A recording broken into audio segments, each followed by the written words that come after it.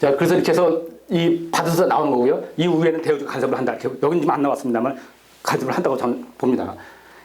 예, 그리고 간섭을 안 하면 안 돼요. 간섭을 하면 아까 분명히 깨져나갑니다. 남녀 성격이면 그거보다 큰 뭐 죄악은 없다고 봅니다. 그러니까 멍 모르게 대우주 간섭을 하고 있는 겁니다. 그래서 아까 우리 인간은 이걸 대우주를 벗어날 수도 없고 또 그러겠지 잘 산다 이렇게 보는 이 논리가 맞는다고 보는 거고요.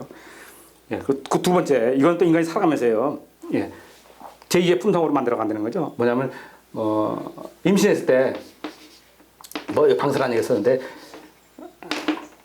이건 임신했을 때 얘기예요. 임신했을 때 엄마가 태어났을 때는 뭐 태교라고 하잖아요. 태교 중요성 뭐 얘기하지 않습니까? 뭐 이 부분 얘기하는 겁니다. 이 방사라는데 이 아까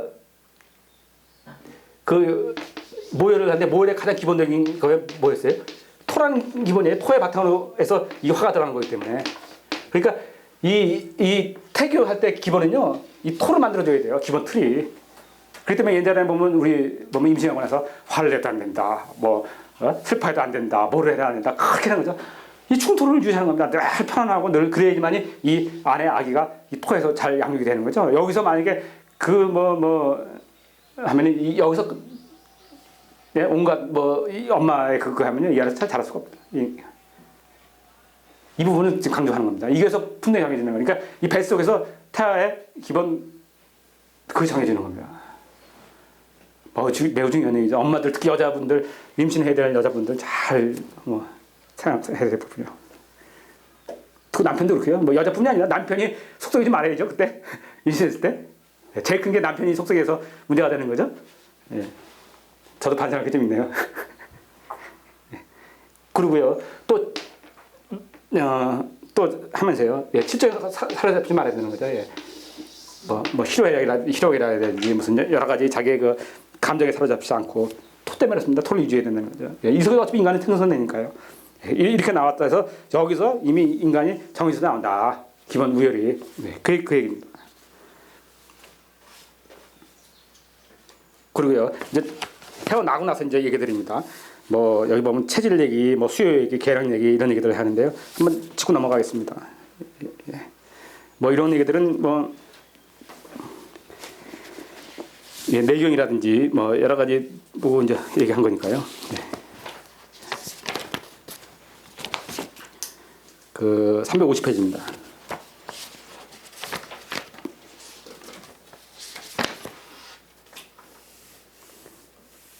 자, 칠칠하던 얘기를 가득 짚고 넘어가겠습니다. 예. 중간 부분입니다. 그 사람은 태어날 때 우리는 아까 토에서 태어난다고 그러지 않습니까? 토해내지만 토는 어떻게 돼요? 토는 작용을 얘기하는 거예요. 여기서 근본적으로 목화금수에서 자기의 그 틀이 정해진다는 거죠. 자기 기준 한쪽에 자기 태어날 때 자기 특성이 결정된다는 거예요. 태어날 때. 그거 갖다 우리는 사상의학의 체질이라고 얘기하지 않습니까? 그래서 사상의학이 사실은 조선 말에 생겨난 거지만 사실 체질의 부분은 넘어가면요 황제내경에 이미 체질이라는 얘기를 하고 있어요. 예. 그래서 자 보세요.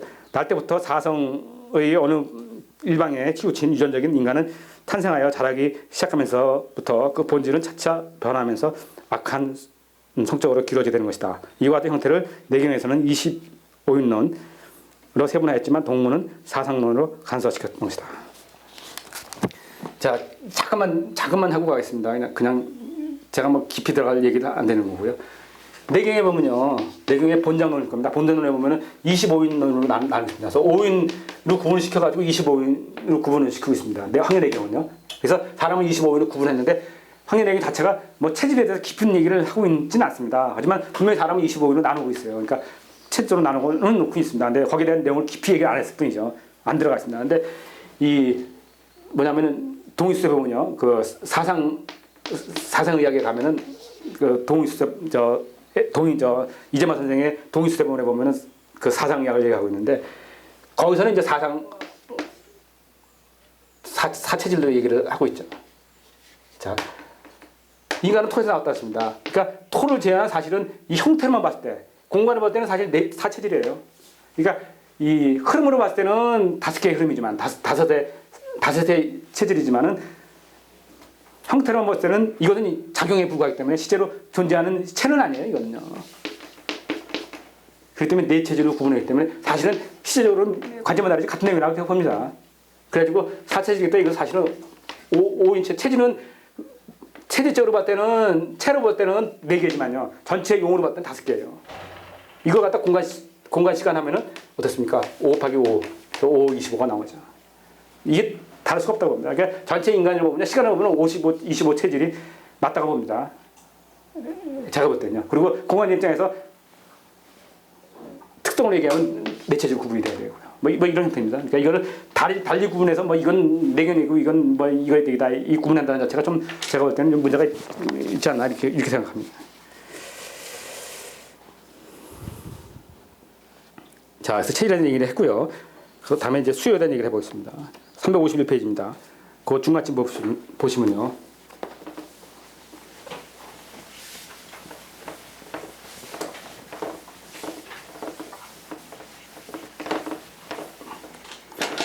자, 인간은 수에 대한 선천적으로 정해진 것일까? 혹은 자, 목숨 숫자입니다. 예, 수명입니다. 인간의 수명은 선천적으로 정해진 것일까? 혹은 후천적으로 좌우되는 것일까? 하는 문제에 대답한다면 그것은 그러니까 인간의 수명은 선천적으로 정해졌냐, 후천적으로 정해졌느냐예요. 그걸 대답한다면은 선천적인 숙명이라고 대답할 것이다.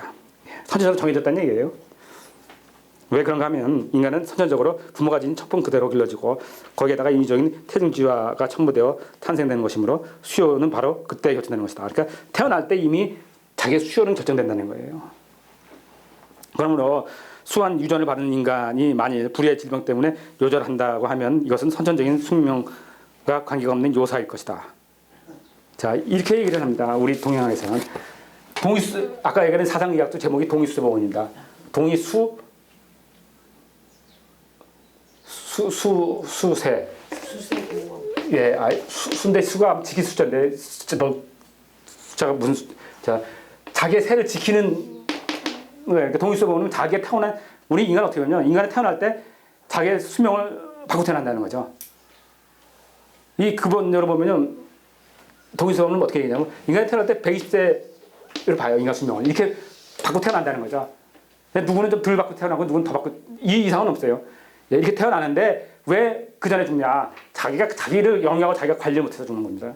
그렇게 보는 겁니다. 지금 이 얘기도 좀 그렇습니다. 뭐냐면 태어날 때 자기가 자기 틀을 갖고 태어납니다. 하지만 여기서 어떤 사람은 자기 아까 이제 안에서 자기가 개입도 한다 그랬지 않습니까?